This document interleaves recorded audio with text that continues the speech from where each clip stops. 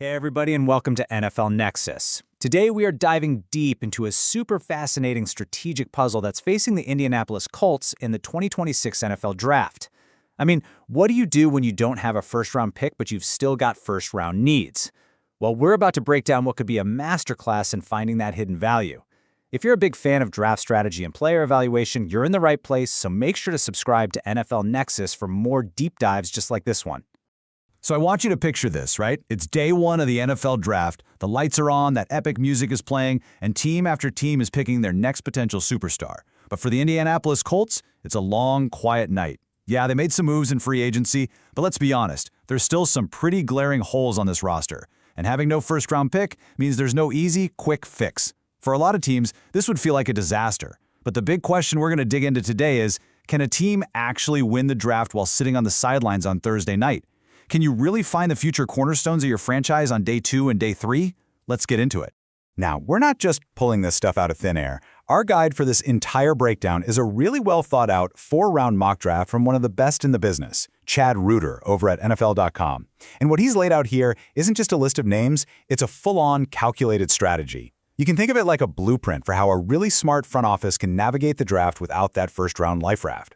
I mean, this is where your GMs really earn their paychecks, down in the trenches of day 2 and day 3. So here's the game plan for today. First, we're going to set the stage with the Colts' big draft problem. Then we'll go pick by pick, starting in round 2 with a new defensive field general. After that, we'll look at the plan to replace a star receiver in round 3, and then how they find a versatile playmaker for the secondary in round 4. And finally, we'll step back, evaluate the whole thing, and give our final verdict. Let's jump in with the first pick. All right, the wait is over. The Colts are finally on the clock at pick 47 in the second round. And with their very first pick, they go right for the heart of their defense. The selection is Jacob Rodriguez, the super explosive linebacker from Texas Tech.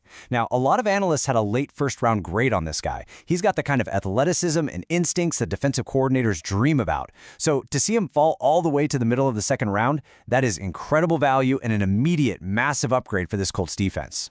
So let's break down exactly why this pick is such a big deal. The Colts don't just need another player, they need a new quarterback for the defense. That's really what a Mike linebacker is in today's NFL. They're the central nervous system for the whole unit. You need a guy who can wear that green dot on his helmet, get everybody lined up right, and still have the athletic talent to make plays from sideline to sideline.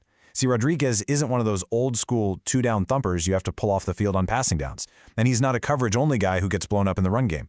He is, like it says, the total solution.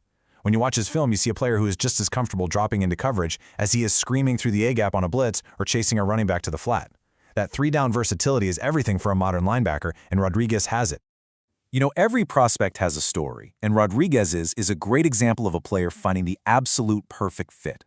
He starts his career at Virginia, a good ACC program, but he doesn't totally pop on tape. He's a contributor, sure, but not a star. Then, in 2022, he makes the decision that changes everything. He transfers to Texas Tech, and this move was huge for him. In the wide-open Big 12, playing in a more aggressive scheme that really lets its linebackers attack, he just takes off. It took him a season to get settled, but then in 2024 and 2025, he wasn't just good. He was a legitimate force, an absolute nightmare for offenses. This whole journey shows you he's resilient and he can adapt, two things you absolutely have to make it at the next level. Okay. Let's just take a second here and really look at these numbers because they tell a story of pure dominance over his last 2 seasons. Let's start with 255 tackles. That's the foundation. It shows he's always around the ball, his motor never stops. But look at the next one, 21.5 tackles for loss. That tells you he's not just tackling guys 5 yards downfield, he's a disruptor. He lives in the backfield. That's how you kill drives.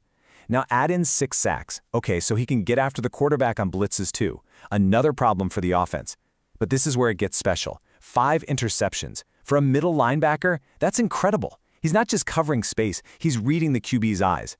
And finally, look at that last number. 10 forced fumbles. 10! Come on, that is not a coincidence. That is a learned skill. It's the ability to rip the ball out while you're making the tackle. That trait alone can swing an entire game.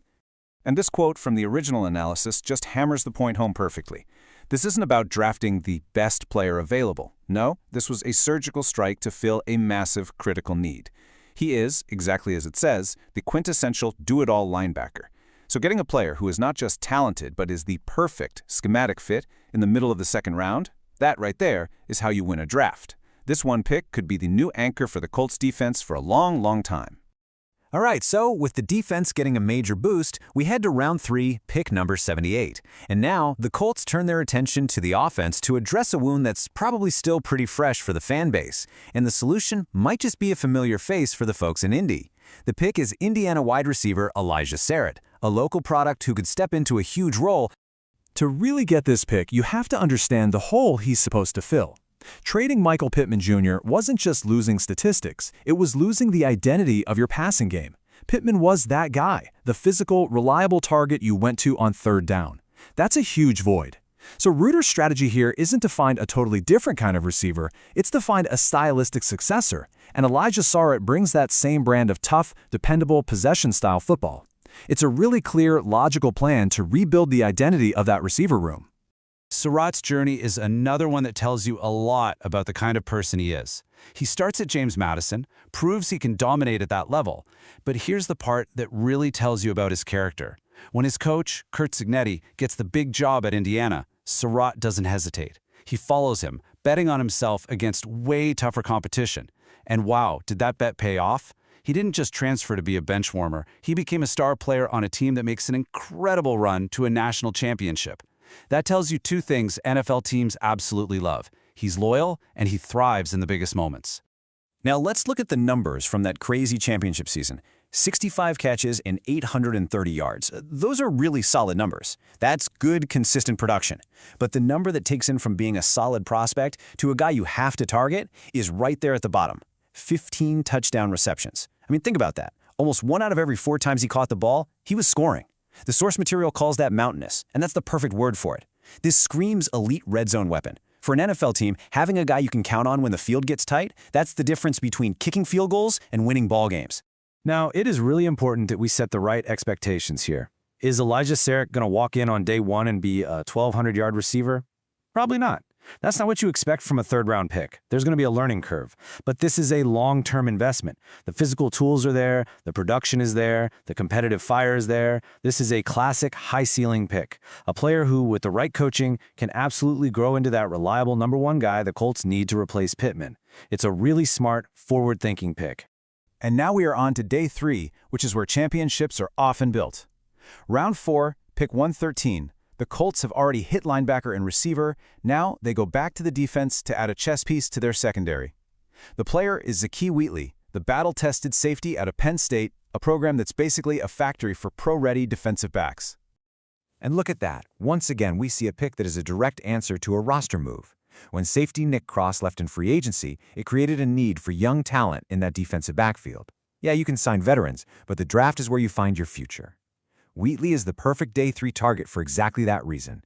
As a 5-year player at a big-time program like Penn State, he's not some raw project. He's seen it all. He's got a super high football IQ and can contribute right away on special teams while he learns the defense. When you look at his whole career at Penn State, you see exactly why he's such a reliable prospect.